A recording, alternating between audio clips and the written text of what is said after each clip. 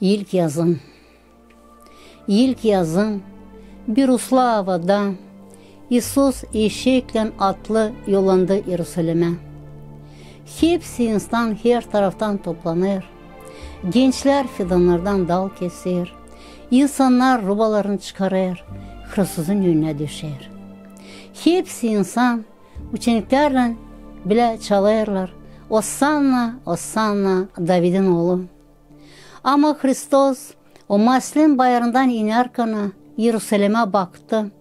Bir güç onun için o zaman ağladı dedi. O Yerusalim, Yerusalim, bari bir tanısam bugünü. Açan Allah seni dolaştı. Ama şimdi o saklı senin gözlerinden. Yaşamayı kabul etmeyersin, ölümü ayırırsın.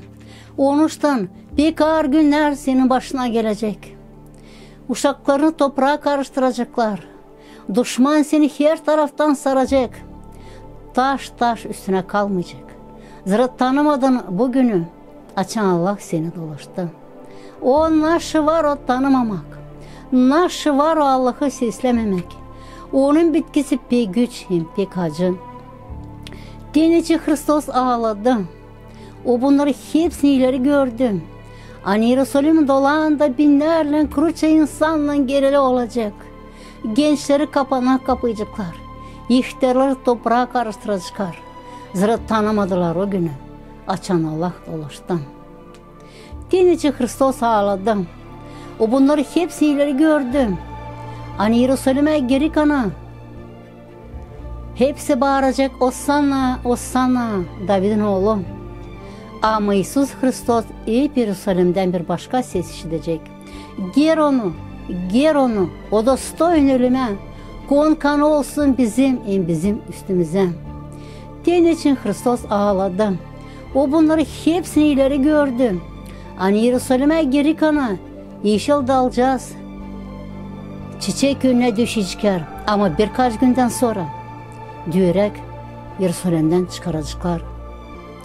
Pahalı canlar, biz tabi çalarız Ossanna, Ossanna. Ama silah bakalım, ağlamıyor mu Hristos? Aklımıza getirelim.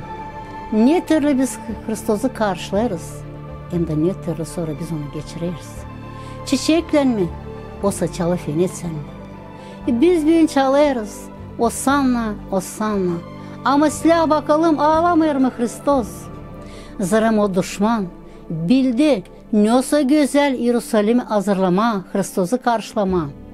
Sonra birkaç günden sonra Hristos'u Yerusalim'in kenarında ağlatma.